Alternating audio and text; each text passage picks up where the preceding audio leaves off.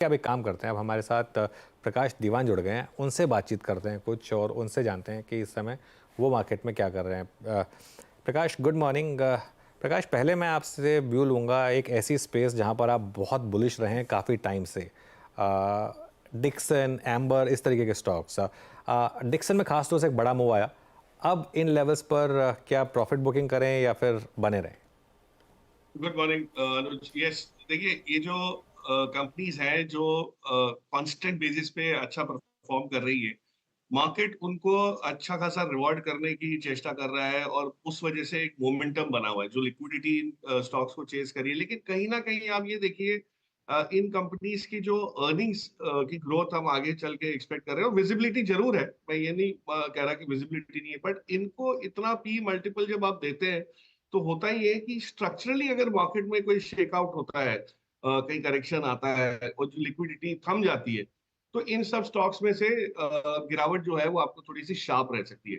So I would be a bit cautious. मैंने जैसे कहा, बिजनेस पर्सपेक्टिव से ये सारी स्पेस बहुत प्रॉमिसिंग है और प्रॉमिसिंग होगी, क्योंकि हमने एक कंजम्पशन साइड में बॉटमिंग आउट देखी ग्लोबली, और कहीं ना कहीं रीस्टॉकिंग का जो दौर शुरू हो रहा है उससे इन पार्ट्स नॉट सभी सेगमेंट में, बट जो जो सेगमेंट में ये प्रॉमिसिंगली प्रेजेंट है, वहां पे इंप्रूवमेंट आपको दिख सकता है। लेकिन आई वुड बी कॉशियस। मतलब मैंने खुद ही ये स्टॉक्स इतने नीचे के लेवल पे देखे हैं और डिस्कवर किए हैं कि अब थोड़ा सा ज्यादा पी मल्टीपल थोड़ा सा ज्यादा ओवर द टॉप थोड़ा सा महसूस हो रहा है। तो आई वुड इधर बुक प्रॉफिट्स अगर मेरी और कोई अल्टरनेटिव इन्वेस्टमेंट अपॉर्चुनिटीज दिखती है तो, या आई would not at least participate in this moment.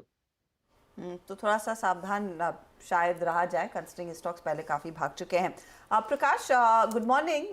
मैं फार्मा कंपनियों पर आपकी राय लेना चाहूंगी, क्योंकि कुछ देर पहले अनुज और मैं यही डिस्कस कर रहे थे कि इस अर्निंग्स सीजन के बाद, Q1 के बाद, कंपनी ने काफ़ी क्लियरली एक डायरेक्शन दिखाया है कि कैसे यूरोप, यूएस और इंडिया में कुछ स्पेसिफिक प्रोडक्ट्स डिलीवर करने लगे हैं, और वो शायद अर्निंग्स के लिहाज से आगे डिलीवरी और ज़्यादा बेहतर होने के आसार हैं। And it's not only a sector जहां पर गिरते बाजार में कुछ छुपने की जगह मिले। आपकी अप्रोच क्या रहेगी? कौन सी ऐसी कंपनियां हैं जिनके की प्रोडक्ट्स पर इस समय आप कुछ बुलिश होकर पोजीशन ली जा सकती है? गुड मॉर्निंग अर्चना। देखिए, फार्मा एक बड़ी कॉम्प्लिकेटेड सी सेक्टर होती जा रही है। उसका कारण ये है कि जो फ्रंटलाइन कंपनीज हैं, जहां पे आपको इम्प्रूवमेंट देखना शायद पिछले साल से ही शुरू हो गया था, मिडिल ऑफ लास्ट ईयर अगर आप देखें कैलेंडर 22, तो यूपिन, सिप्ला, सन फार्मा, इन सब में एक बहुत अच्छा आपको मूव दिखना शुरू हुआ था, क्योंकि उनका बिजनेस, यूएस का बिजनेस जो है वो अच्छा खासा इंप्रूव हुआ। और including the likes of Glenmark, मतलब कई हैं जो, पर ये सारे ही बड़े नाम है। और फार्मा कंपनीज जो हमारे यहाँ लिस्टेड हैं, करीब 120-125 लिस्टेड कंपनी जो है मेन लाइन, उनमें से जो बड़ी कंपनीज हैं उसमें अर्षद ऑलरेडी एक पहला मूव आ चुका है। तो अब ये मूव कंटिन्यू होना थोड़ा सा डिफिकल्ट इसलिए हो जाता है कि अब इनको अर्निंग्स ग्रोथ जो है वो थोड़ा सा धीमा पड़ सकता है। जो इन्होंने 16-17% पे ग्रोथ कायम की, उसकी जगह अब ये हो सकता है सिंगल डिजिट्स में या 11-12% के आसपास रहे। मेरे हिसाब से फार्मा में बड़ी कंपनीज में आपको इतना स्ट्रांग मूव नहीं दिखेगा, पर जो मिड साइज कंपनीज है या छोटी कंपनीज हैं जो बहुत स्पेशलाइज एरिया में, जैसे जो सीडीएमओ में है, कोई एपीआई में है, वहां पे आपको एक्टिविटी थोड़ी ज्यादा दिखेगी। और उस लिहाज से अगर आप देखें तो कोपरान है, थेमिस मेडिकेयर, इस टाइप की छोटी कंपनी ये जिनके प्रोडक्ट्स बहुत अच्छे हैं, स्ट्रांग है, प्रोसेसेस इन प्लेस है, और कहीं भी यूएस एफडीए को लेके कोई स्पीड ब्रेकर आएगा या कोई ब्रेक लगेगी, ऐसी चीजें नहीं आएंगी। बट ये इस पे थोड़ा मैं ये अर्ज करूंगा लोगों को कि अपने ड्यू डिलिजेंस के बाद इसमें से चयन करें, क्योंकि ये छोटी कंपनीज कभी कभी आपको गुमराह भी कर सकती है। एक दो अच्छे क्वार्टर आने से ये लगता है कि अब ये चलता रहेगा, लेकिन ऐसा होता नहीं है।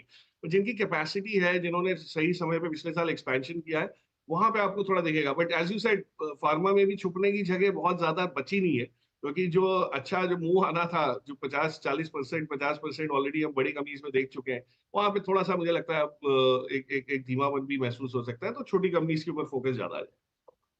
ओके, छोटी कंपनियों पर फोकस ज़्यादा रहेगा। मीन वाइल निफ्टी कोशिश कर रहा है डे हाई पर आने की, और उसकी पूरी रिस्पॉन्सिबिलिटी, जैसे हम डिस्कस कर रहे थे, ले ली है रिलायंस ने। वहाँ पर अब मूव्स काफ़ी शानदार आ रहे हैं। प्रकाश, कोई स्टॉक्स आइडेंटिफाई करे आपने? अगर 2-3 स्टॉक्स बता सकें जो कुछ फ्रेश ट्रेडिंग आइडियाज़ या इन्वेस्टमेंट आइडियाज़।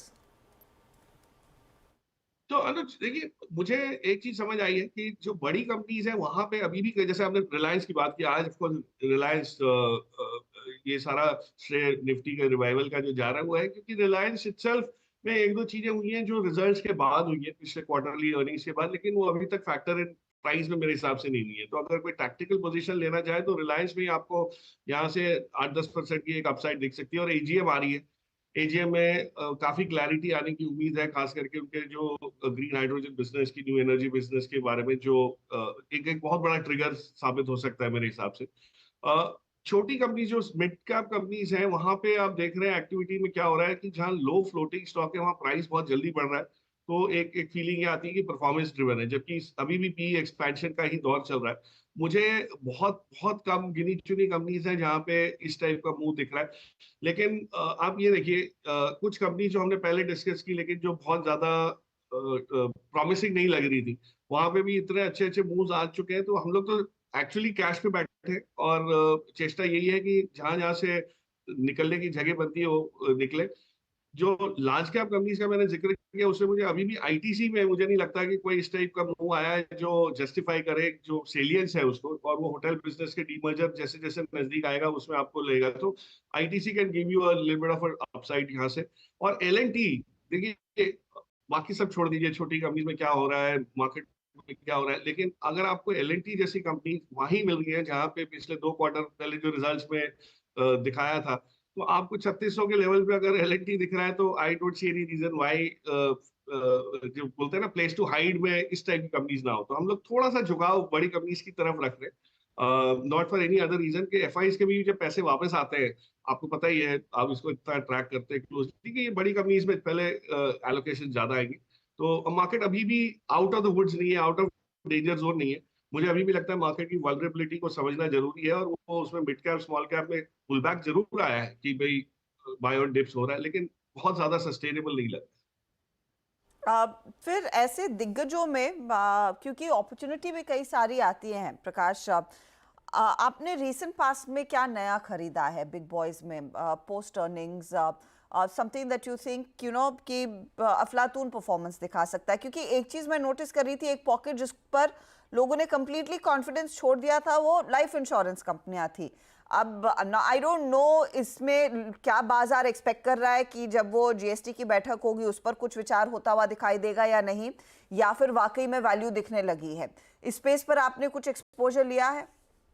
तो अर्चना, इंटरेस्टिंगली इस स्पेस में कंपोजिट लाइसेंस एक बहुत बड़ा ट्रिगर हो सकता है। और जैसे ही वो उसके ऊपर कुछ ऑफकोर्स काफी समीक्षा हुई कि भाई ये जरूरी है इंडस्ट्री के ग्रोथ के लिए, अब हम मैच्योर हो गए। तो ये जो सारे तर्क आए हैं सामने, उसके बेसिस पे अगर कंपोजिट लाइसेंस की प्रक्रिया थोड़ी सी वो पकड़ती है, वेग पकड़ती है, तो मुझे लगता है LIC itself will probably be doing very well.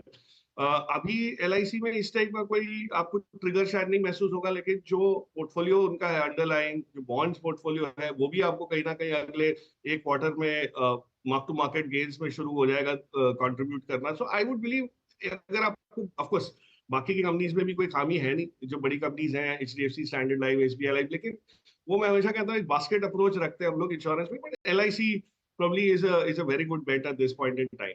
और जो रिजल्ट्स के आपने जो पूछा, रिजल्ट्स के बाद अगर आप देखें कई जगह डिसअपॉइंटमेंट हुआ था, लेकिन वो टेम्पररी होने की वजह से एक रीस्टॉकिंग जो ग्लोबली हो रहा है उसमें केमिकल स्पेस में मुझे, और खास करके एग्रो केमिकल में यूनाइटेड फास्फोरस देखिए, यहाँ भी आपको एक छोटा सा टैक्टिकल मूव दिख रहा है। और लॉन्ग टर्म बेसिस पे भी कंपनी इतनी बढ़िया है कि रिप्लेसमेंट कॉस्ट बेसिस पे आपको इतने सस्ते में मिल रही है। तो इस टाइप की चीजें हैं, लेकिन एज आई सेड अर्लियर, अनुज के सवाल का जवाब देते हैं कि बहुत ज्यादा एलोकेशन अभी करने का वो इसलिए नहीं हो रहा कि हमको मार्केट अभी भी लग रहा है कि थोड़ा सा वॉलेटाइल मूव्स आएंगे, लेकिन इवेंट ड्रिवन वो उसकी वजह से ऊपर नीचे जरूर हो रहा है, लेकिन फिर भी टेक्सचर मार्केट का वीक है।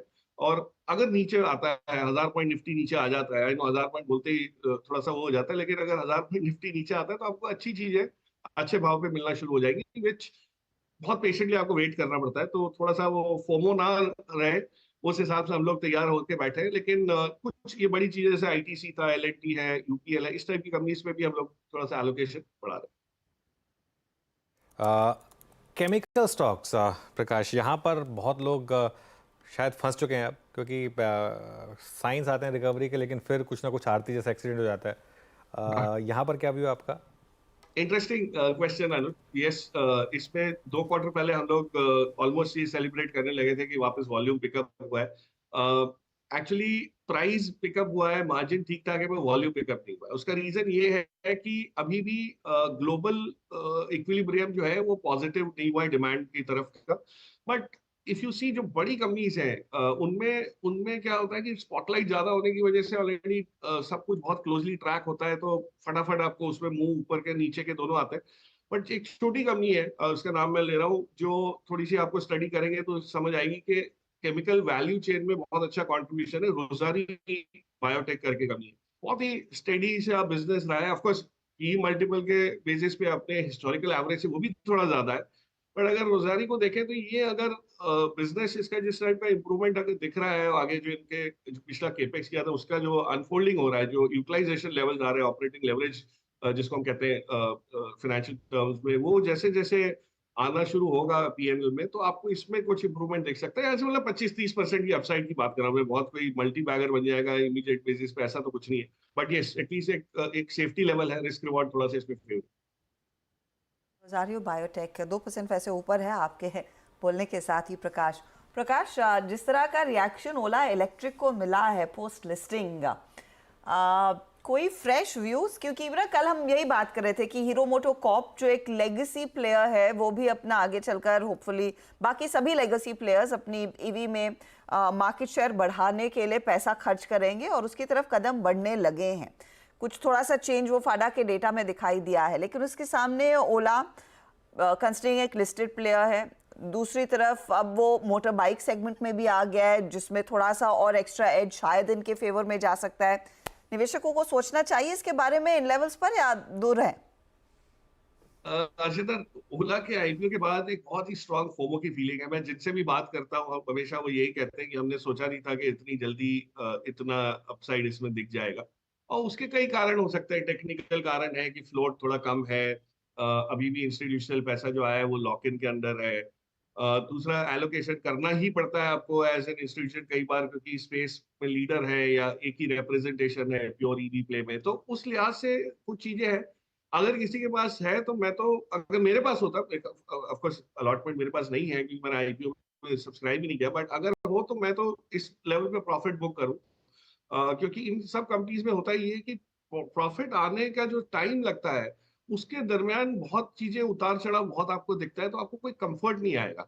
और ये चीज हमने कई बिजनेसेस में देखा है, चाहे नाइका हो, जोमेटो हो, डिलीवरी हो, पीबी फिनटेक हो, मतलब मैं बहुत लंबी कतार है इस टाइप के बिहेवियर की। I would not compare it with some of these companies, क्योंकि इसमें बिजनेस अलग है, लेकिन अभी भी प्रॉफिटेबल नहीं है। मतलब आप हर एक स्कूटर बेच रहे हो और नुकसान कर रहे हो। तो थोड़ा सा नए स्कूटर, नए बाइक्स के लॉन्च के बारे में इतना एक्साइटमेंट होना, मेरे हिसाब से तो नंबर्स जो बोलते हैं वो वही फॉलो मैं करता हूँ, स्टोरी अलग है।